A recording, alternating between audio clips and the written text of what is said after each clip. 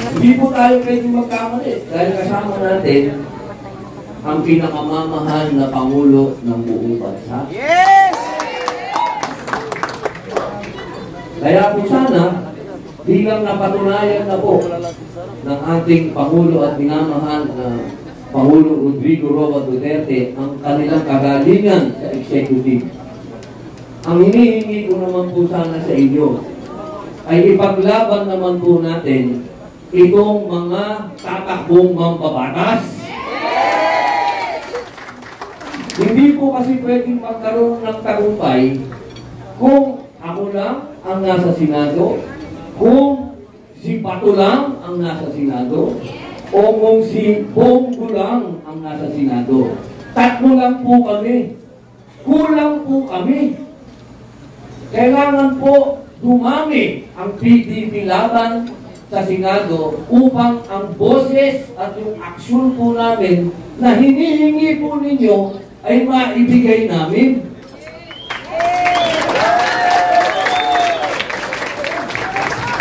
Hindi po tayo pwedeng palbon.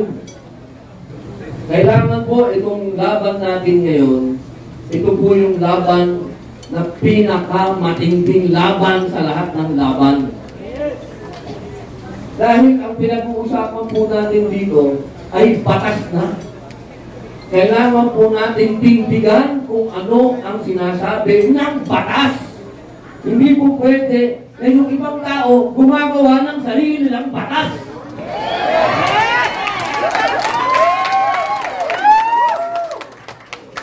Mga mahal kong kababayan, napakalalayo po ng pinanggalingan ninyo.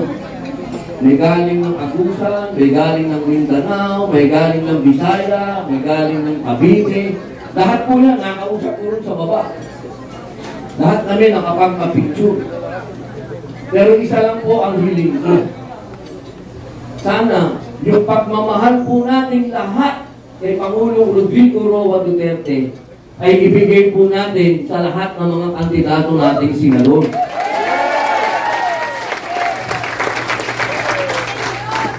Hindi naman po kayo magkakamali sapagkat tingnan na lamang po ninyo. Si Bongo, tingnan na lang ninyo. Siya ho ang idol ng lahat ng senador. Sino man ang umpisa ng ilapit ang gobyerno sa tao. Wala pong iba, kundi si Bongo.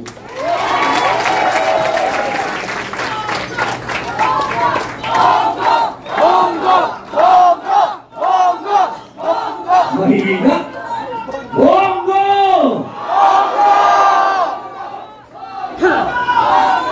Okay, okay. Ayos na. Baka mamalat. Ito pa, isa. Di naman tayo nagkamali kay Bato.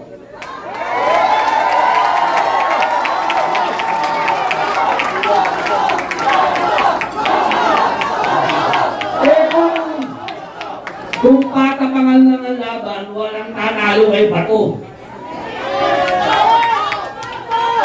Saka ho, tandaan mo natin, alam niyo yung asawa ko, bihira, kung kwento ko lang ho, yung asawa ko, ang sabi niya, gusto kong sabihin mo kay Bato na ikakampanya ko siya.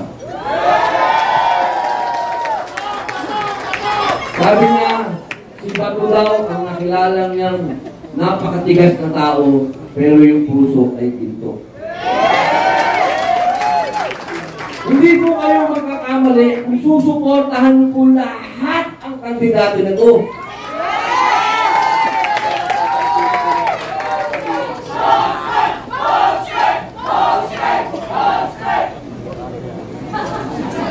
Malaki bayan ko dito. Ano? bilang pagkatapos ko. Kasi naantay po natin lahat si Mayor ang salita. Alam nyo naman, si Mayor ang vitamins natin. Yes! Yes! Pag nakikita natin si Mayor, lumalakas ang loob natin lahat. Lalo na pag nagsalita. Bilang panghuli, mga mahal ko kababayan. Ako po, natitira na lang sa akin, 3 taon na lang. Hanggang ngayon po, inaantay pa rin ng mga bumoto sa akin yung pinangako nating federalismo, yung pinangako po nating lahat sa kanila. Isa lang po ang lagi kong sinasagot. Mangyayari lahat yan kapag ibinoto nyo lahat ang senador na to. Kaya po mga mahal kong mga PBB laban, tanggapin nyo po ang aking pasasalamat sa inyo. Buong puso kong pasasalamat sa inyo. Nag-uumpisa pa lang po ang laban natin. Maraming salamat. Mabuhay po.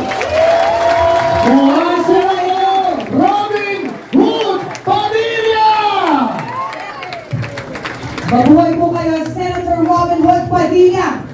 At upang ipakilala ang chairman ng PDP Laban na walang iba kundi ang ating former President Rodrigo Roa Duterte, nandito po ang ating former Executive Secretary. Bigyan po natin ang masigabong palakpakan, Salvador Mediantea.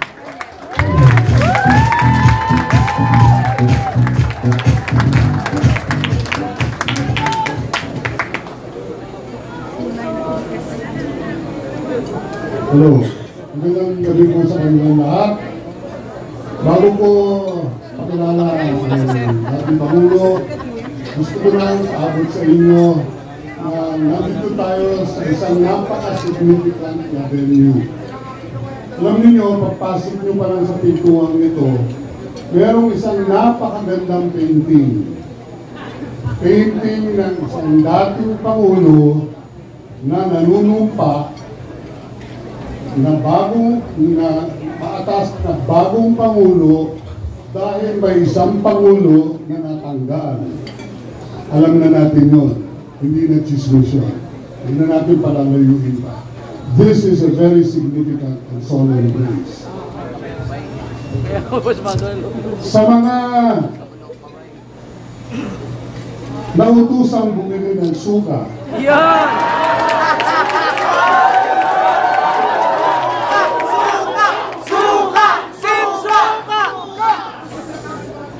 bundok, abogado yan. Yes! Si Bato, magiting na general yan. Hindi ko na sasabihin saan magiting yan. Malasakit yan. Isa pang magsusuka, si Hinlo, abogado yan. Attorney Lambino, abogado yan. Yes! Si Attorney Marcoleta, Congressman Marcoleta, isang respetadong congressman, isang magiting na abogado. Meron tayong isang master theologian, si Pastor, si Boloy. At isa pang magiting na abogado, dating executive secretary na gwapo kagaya ko, si Attorney Dick Rodriguez.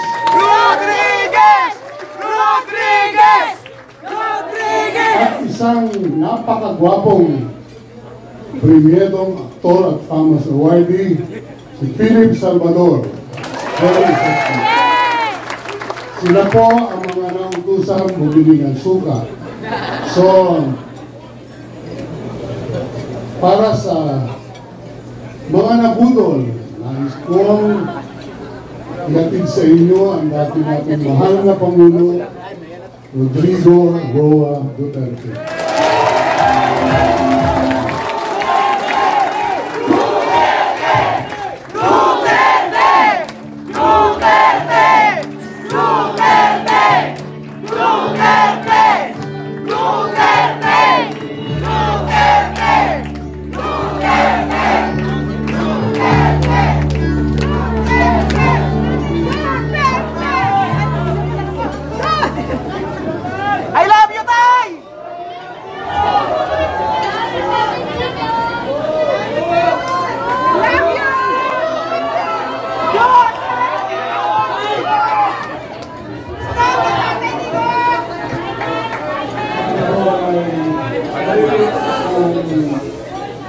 Subject matter sa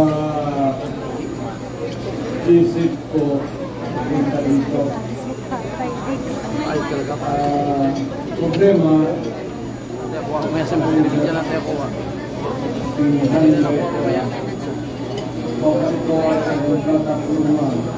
dito na lang tayo rin. Baka ito yung mga issue na malapit sa tao. Kailang hirapan sa puso niya.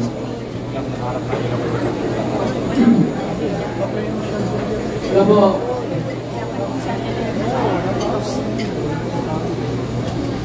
I would like to, I don't want to criticize anybody. But you know, whatever you do it, basta nandiyan ka sa gobyerno o yung nagdadala ng yung Pinoy, talagang mahirap. And I can understand kung yung mga issue hindi ka agad nabibigyan ng if it's a problem,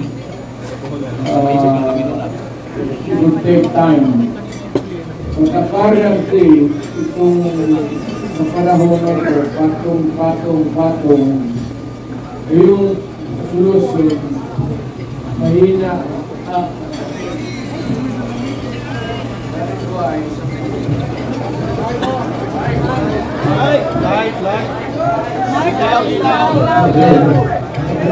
Ilaw! Ilaw, madilim! Ilaw! Ilaw!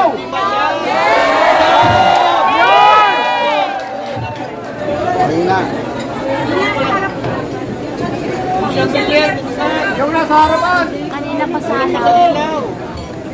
Ilaw! Kaya natin usapan yan kasi yung wala natin mga kami.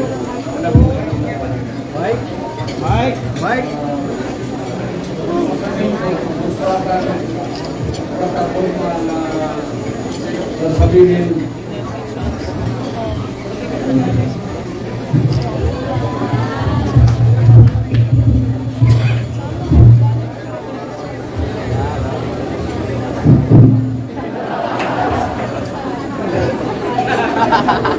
kalimutan ko tulong siya. I love you, Tay! Well, sa madaling sabi, maraming issue.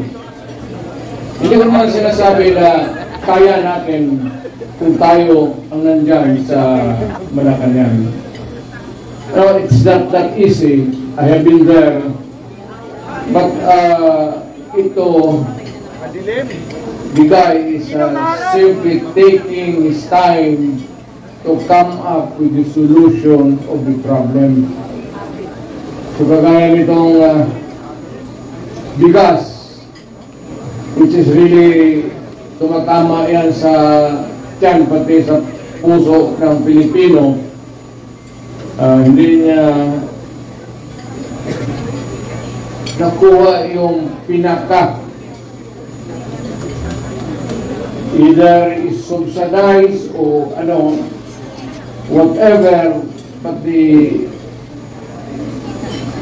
goes on up and up, and nahihirapan po ang Pilipino to cope up. Mukhang hindi niya kaya na hamulin yung president. Yan na lang sa pagkain. Huwag na yung iba. Punin natin yung graft and corruption. Nandiyan yan. Kasi anong klaseng administrasyon. Pero yung immediate, urgent need to solve is really itong presyo o the price of rice. Kailangan ni baka ako kung sa panahon ko sinasabi ko total we are endorsing the candidacies of so many bright Filipinos dito sa atin. Baka not the magic one, but makuha nila kung paano talaga bigyan ng solusyon. It's either you import and go down or whatever. But you know, sad to say, the Philippines is agricultural base ang country natin. Ang ekonomiya natin is agriculture. Ang problema, yung pagkain mismo, hirap tayo. Well, of course, yung mga dumadating na typhoons could be one of the factors that can be, palagay na natin, hirap tayo maghabol. Alam mo, pag nasa gobyerno ka, ikaw yung nagdadala, you cannot give promises. Panay na lang ang pangako mo and you keep on, you know, promising people for so many things, pero itong pagkain talagang unahin nila. Pinaka-basic talaga. Medyo hirap sila. Aywan ko kung bakit. Ngayon, kung yung presyo ng bigas, yung presyo ng pagkain para sa Pilipino mas bababa ngayon,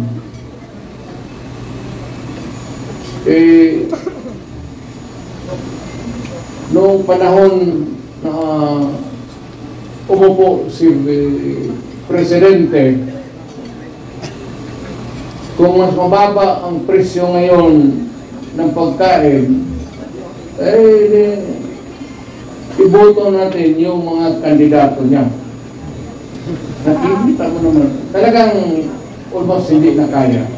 Hindi kaya ng tao. Ngayon, kung mas madali maghanap ng trabaho ngayon sa panahon niya, then doon sa kanya, doon sa administrasyon. Kung sa panahon na ito, kung pante ka na maglakad, na walang takot, nakakapagpasyal ka, baski saan, huwag mo nang bitawan si Marcos. Piliin mo na yung kandidato niya.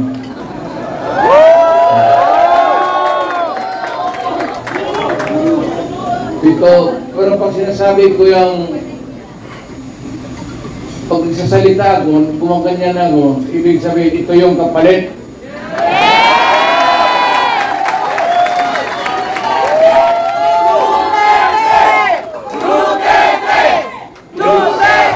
Easier for you to find employment or jobs now than before. Dito po, yan ang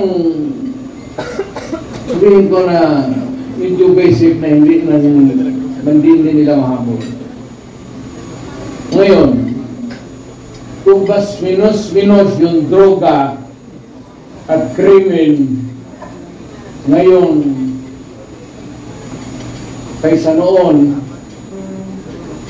panahon niya, pag-upo niya, naabutan pa niya yung, well, yung pinapairal natin na law and order. Kung kaya niya ito, kung kaya niyang putang ina.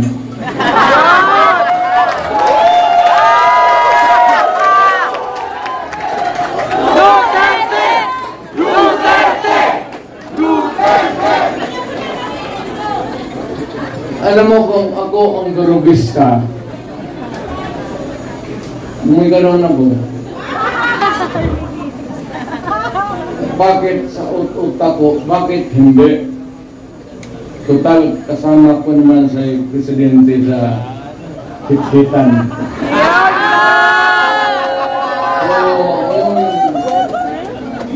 Maski yung mga polis, pati military, medyo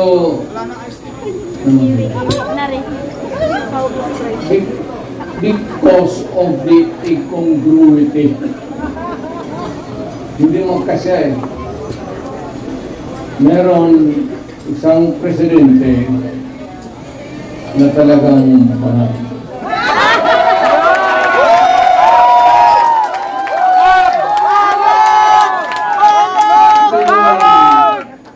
buang yung bisyo ng droga, long term yan. Maging ulol si Marcos,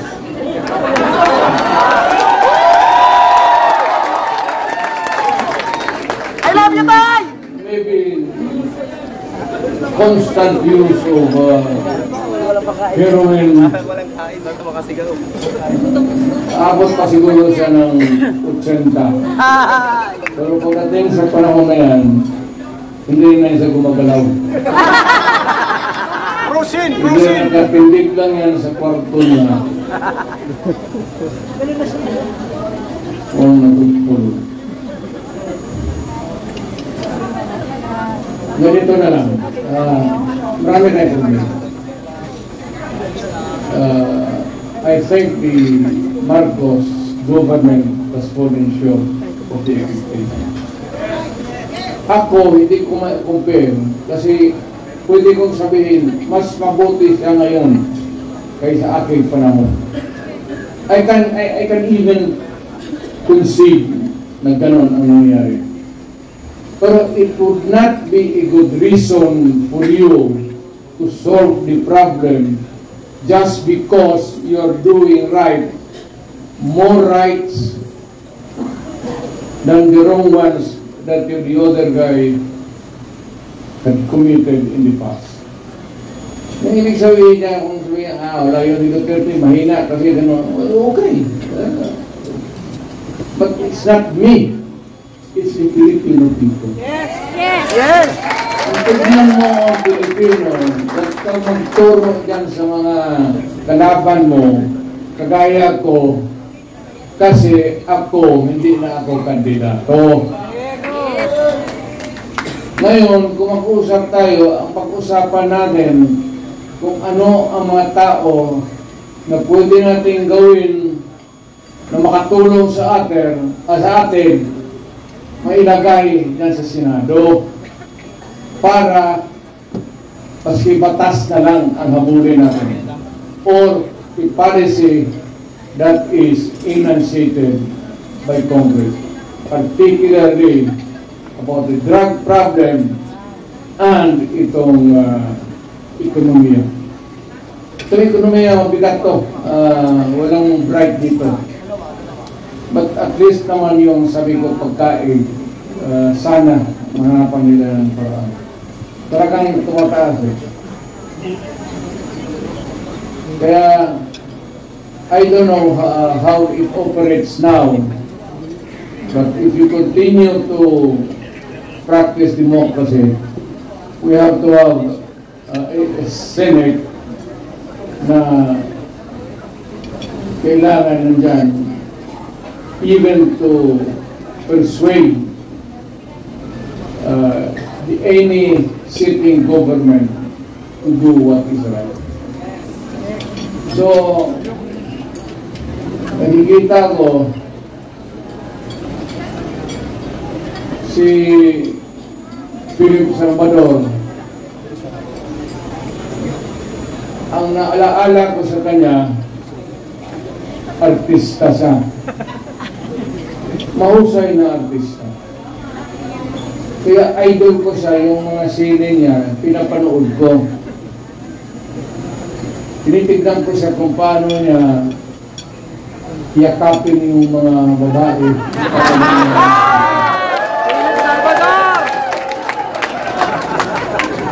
But aside from the fact that I know he would make a good senator, yun ang nagkikinang ang naalaala ko sa kanya na Parang durog talaga ang babae siya. Yapak ay mamahal. Now we have Atty. Rodriguez. Galing siya.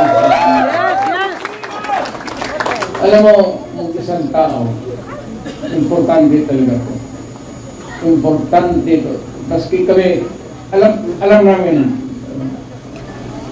maski yung nakakilala sa akin personal, importante ang tao na may prinsipyo.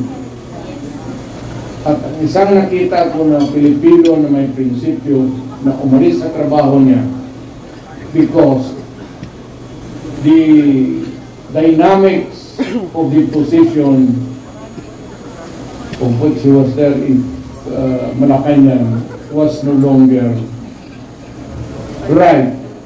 He chose to make the decision. Pagkakita ko, as a matter of, hindi naman kailangan sabihin, pagkakita natin, as a matter of principle, importante talaga yan. Atty. Rodriguez.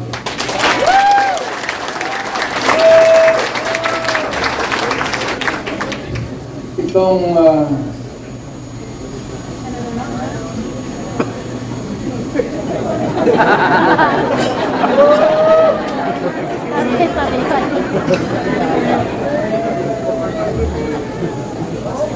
ako nakalagay doon.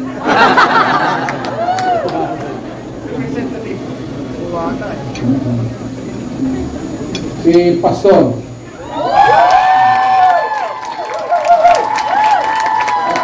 Please, kung maghanap ka ng tao na kandidato, kung manalo at makaupo dyan as a senator who has the moral values, pati marunong bright. Yan lang ang bright yan, si Pastor. Tingnan nyo na kami, Pastor, ano na yung sinasabi, ganon, ang mga apostoles, ang mga apostoles na yawa. Dito tayo, politika ito eh. So, yung Pastor Tiburoy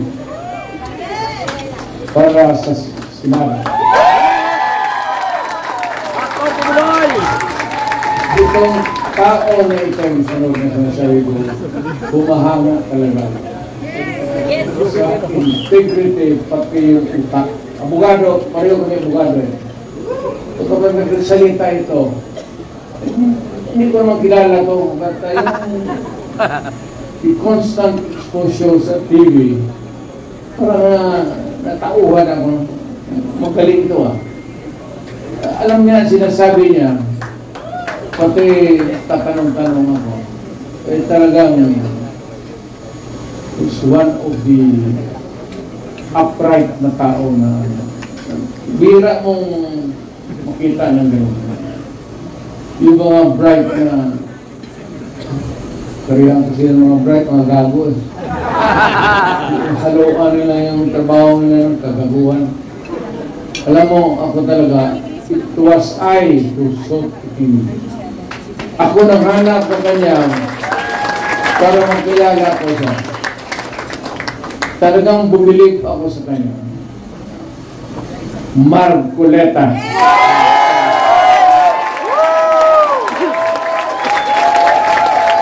Ito yan siya. Alam niya, hindi niya. Nung lumapit ako sa kanya, sinabi ko, Sir, believe ako sa iyo. Diretso, alam niya. Alam talaga niya. Okay, so, kailangan natin sa Senado. Ngayon, marami kasi sila. Ano dapat ang gawin natin?